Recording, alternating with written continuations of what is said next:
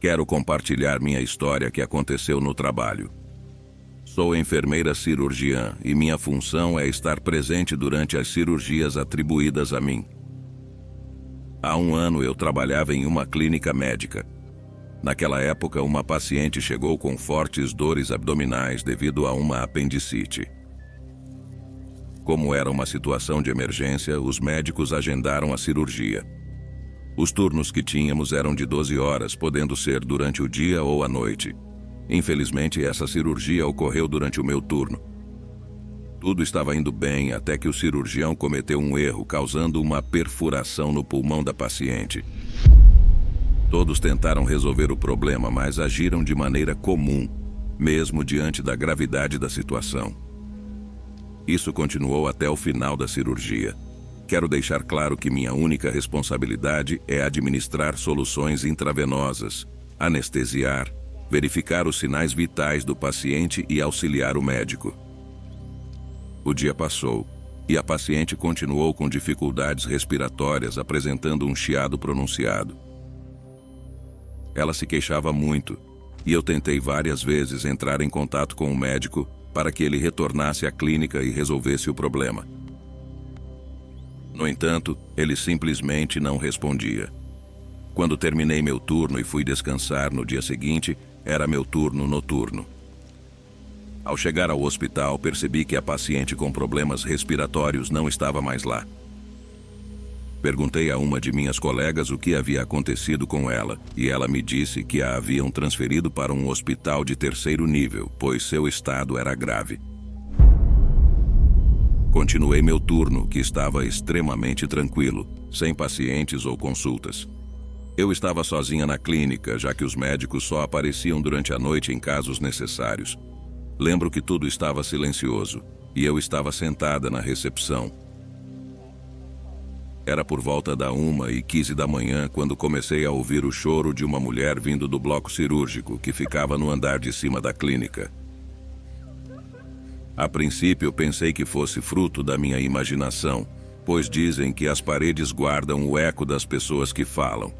No entanto, o que me causou arrepios foi que o som parecia se aproximar cada vez mais de mim e se repetia mais alto e claro. Era um lamento, como se alguém estivesse sofrendo muito. O medo que senti me fez correr para o consultório de pediatria que ficava no térreo. Lá, pude ouvir passos lentos descendo as escadas. Eu fechei a porta e não tinha meu celular em mãos para pedir ajuda, então só rezava em minha mente para que tudo parasse. De repente, atrás da porta do consultório, comecei a ouvir uma respiração ofegante, o que me deixou aterrorizada, pois alguém estava do outro lado da porta. A respiração estava alta, semelhante à da paciente que havia ido embora. Senti meu corpo totalmente paralisado até que a respiração parou e a mulher, ou o que quer que fosse, murmurou algo que até hoje não consegui entender. Em seguida, ela se afastou. Eu não tive coragem de sair até a chegada da próxima equipe de enfermeiros. Quando eles chegaram, relatei o que aconteceu, mas estava tão impressionada que mal conseguia falar. No meu próximo turno, fiquei intrigada com o que aconteceu na noite anterior e resolvi descobrir o que aconteceu. Falei com um médico que me informou que a paciente havia falecido naquela noite, quase na mesma hora em que tudo aconteceu. Após saber disso, decidi renunciar ao meu trabalho. A última informação que tive sobre o médico que realizou a cirurgia é que ele foi afastado de sua profissão. Até hoje nunca mais vivenciei algo semelhante, mas às vezes não consigo deixar de pensar naquela pobre moça. Ela não merecia morrer. Às vezes rezo por ela, na esperança de que tenha encontrado paz após tudo o que aconteceu.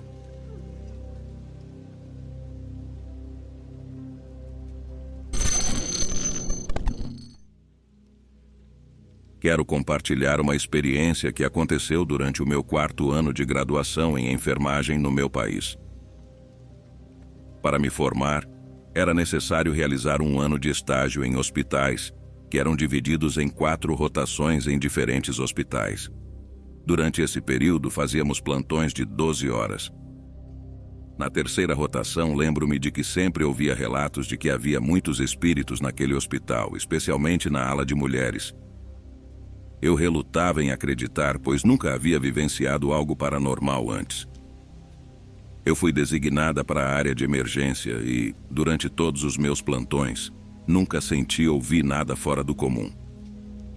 Um dia, pela manhã, um novo paciente havia sido admitido, mas seus medicamentos ainda não haviam sido entregues.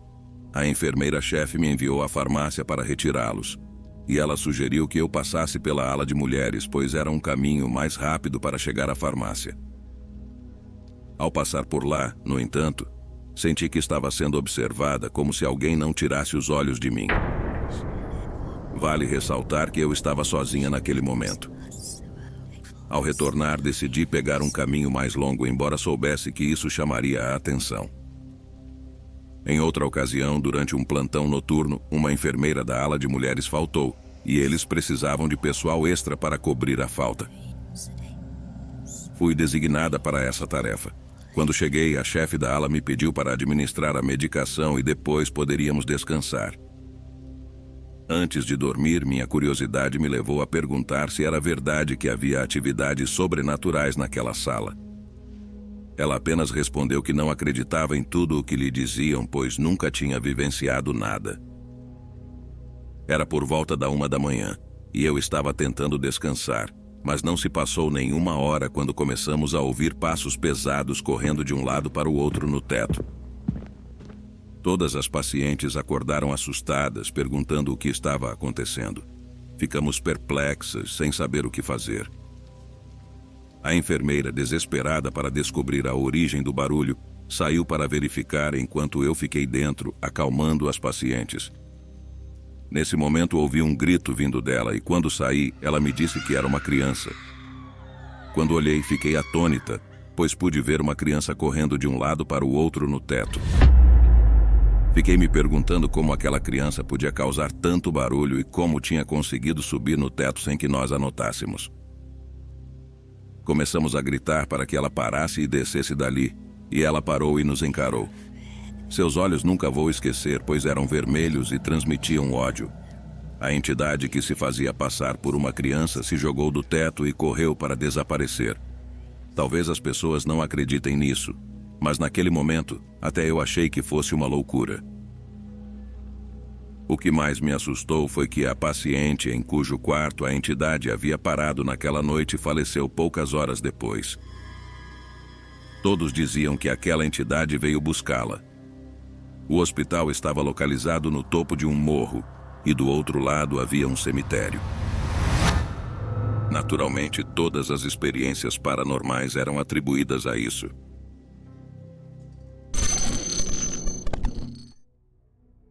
Esta história foi compartilhada por uma enfermeira extremamente assustada que afirmou que, no Hospital Civil de Guadalajara, no ano de 1977, enquanto realizava seu estágio profissional, testemunhou uma descoberta que qualquer pessoa poderia pensar ser um delírio total. Ela viu no momento em que uma coluna estava sendo derrubada devido a questões de construção de uma torre, a descoberta de uma mulher de aparência muito pálida que estava enterrada na parede. Dizia-se que seu corpo estava incrivelmente intacto a ponto de parecer que ela ainda estava viva, com sua aparência física e roupas perfeitamente conservadas. No entanto, o aspecto macabro era que ela tinha uma adaga em forma de crucifixo com pedras incrustadas fincada em seu coração. A enfermeira relatou que pedreiros, quanto os médicos do hospital ficaram perplexos com essa descoberta, especialmente porque a mulher estava vestida com roupas de uma época muito antiga, talvez colonial. Sua palidez era tão extrema que suas veias podiam ser vistas através da pele, e até mesmo quando abriram suas pálpebras, revelaram olhos azuis intensos. No entanto, antes que os médicos decidissem o que fazer ou a quem avisar, alguém, possivelmente um dos médicos, chamou um padre católico. Quando o padre chegou, ele imediatamente informou as autoridades eclesiásticas, aparentemente da Opus Dei, sobre o que estava ocorrendo. considerando a mulher como uma espécie de vampira devido à adaga em forma de crucifixo enterrada em seu coração. As autoridades eclesiásticas providenciaram um caixão de madeira, envolveram a mulher em papel alumínio e, sem dar mais explicações, a levaram embora.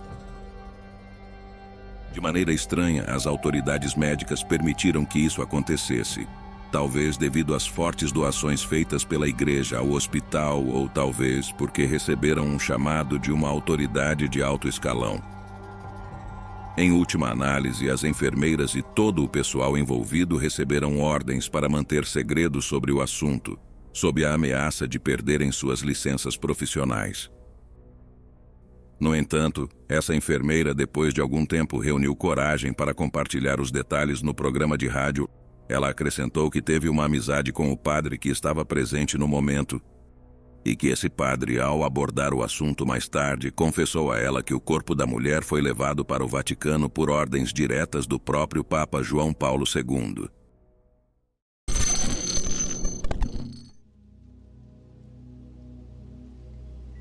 Sou enfermeira em um hospital público e alguns anos atrás, enquanto estava de plantão na ala de medicina interna, havia um paciente jovem que tinha recebido alta. Não me lembro do seu diagnóstico, mas ele não foi para casa porque ninguém foi buscá-lo. Era por volta das 3 da manhã e ele estava muito assustado, alegando que em seu quarto havia um homem alto, magro, vestindo um terno preto e um chapéu. Este homem disse a ele que viria buscá-lo. Minha colega lhe disse que isso não poderia ser verdade e pediu que voltasse para o quarto. É importante esclarecer que a central de enfermagem estava perto da única entrada e seria impossível alguém entrar sem que nós o víssemos. Pela manhã, ao fazer a passagem dos pacientes para a equipe do turno seguinte, fomos surpreendidas ao encontrar o paciente sem sinais vitais. Foi triste e lamentável, pois não tínhamos ideia de quando ele havia falecido. Nunca conseguimos entender o que aconteceu naquela noite, porque esse paciente jovem, que havia recebido alta devido à melhora, faleceu. E quem era o homem mencionado por ele? Isso se passou e depois fui trabalhar temporariamente em outra instituição no turno diurno. No subsolo do hospital havia um estacionamento. Em um determinado momento, pensei em buscar algo no meu carro e um colega se ofereceu para me acompanhar. Enquanto conversávamos, vimos pela entrada uma pessoa muito alta caminhando lentamente. Ficamos sem palavras e observamos a figura. Estávamos a cerca de 30 metros de distância e não conseguíamos determinar se era um homem ou uma mulher. Naquela época, havia rumores de que pessoas entravam para roubar carros no estacionamento. Então decidimos nos aproximar, agindo como heróis. No entanto, quando chegamos lá, a pessoa tinha desaparecido. Supomos que ela deve ter se escondido e fomos falar com o segurança.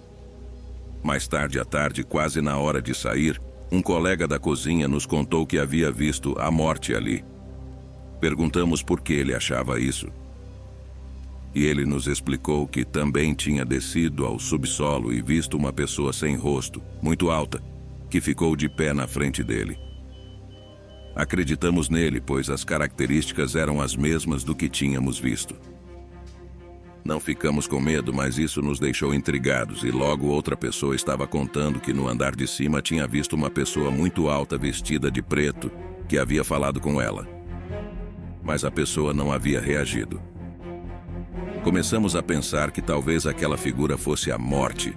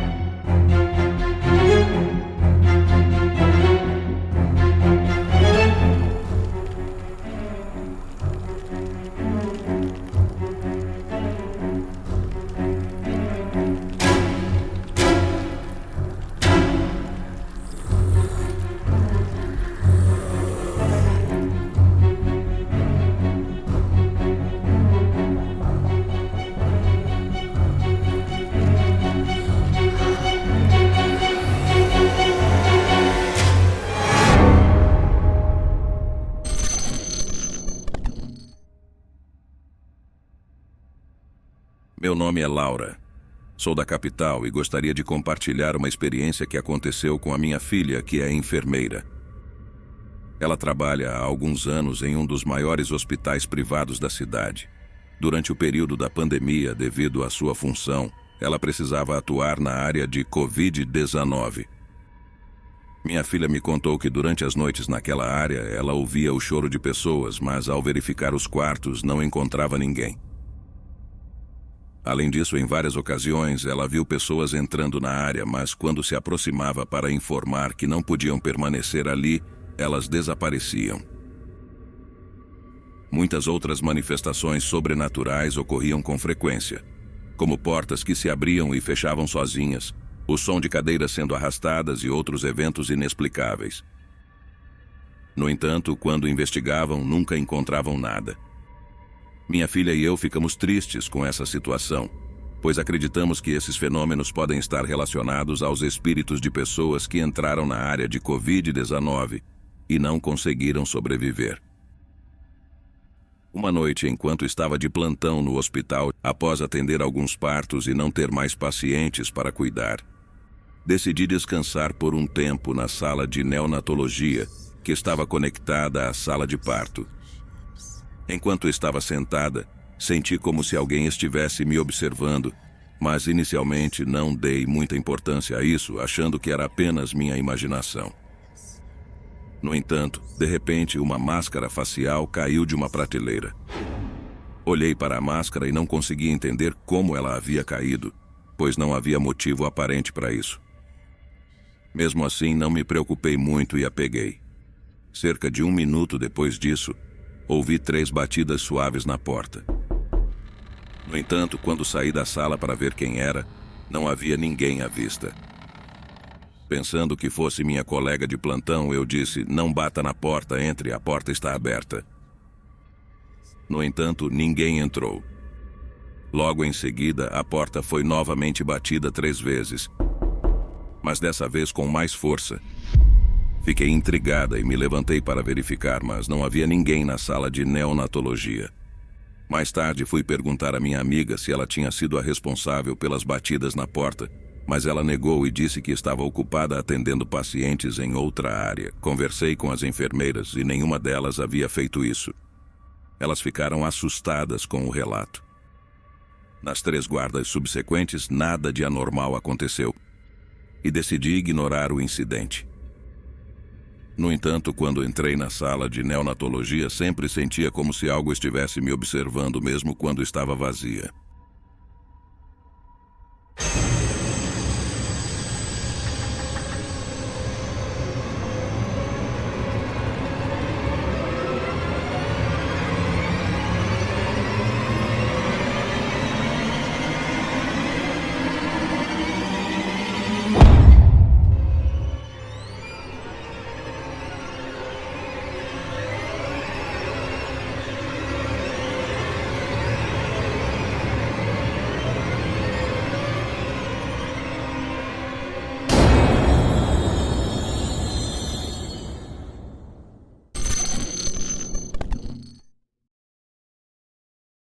Quero compartilhar uma breve experiência que vivenciamos durante a madrugada de um sábado, 31 de outubro.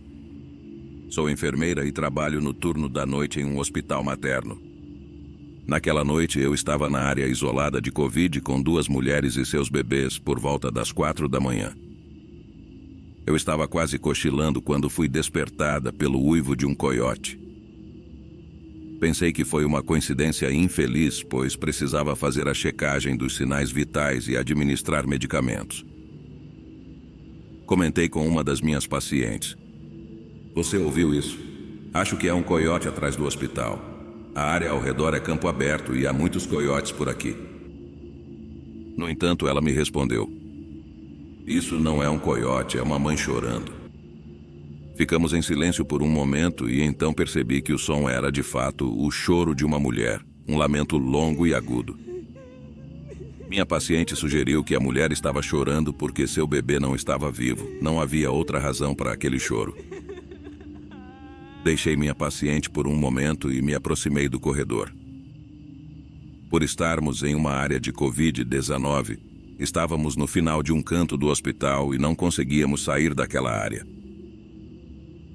Não pude seguir o som do choro para encontrar a mulher. No entanto, por instinto, queria ter certeza de que ela estava bem. Seu lamento se tornava cada vez mais alto. Foi quando percebi que na sala ao lado, onde normalmente são hospitalizadas 8 mulheres, estava vazia naquela noite. Até minha colega daquela área havia saído para prestar ajuda em outro lugar. Voltei para junto das minhas pacientes e as 3 ficamos em silêncio, sem nos movermos e sem poder sair da área. A mulher chorou por cerca de meia hora, até que, de repente, o choro cessou. Minhas pacientes estavam tristes, imaginando a perda daquela mulher e sua provável dor. Mas, ironicamente, nunca se soube a razão ou a fonte daquele choro desesperador. Reaching out for sunbeams, grasping at the light, soaking in the warmth of peace beyond a fight. You have dreamt of walking, slowly taking time, figuring the knots out in this web of mine. I'm a pain, I know, tearing things to bits and pieces, but I haven't won until you are whole again. Lay down your weapons, I'll do the same. Let us just for a minute lay off the stupid games. I'll be your safe house, I'll face your fears. Promise you will do better. Lay down your weapons, lay down your weapons, dear. Sun is setting fast now, soon we're out of light. Soon this might turn into yet another fight. Still, I think we've untied quite a few of these knots and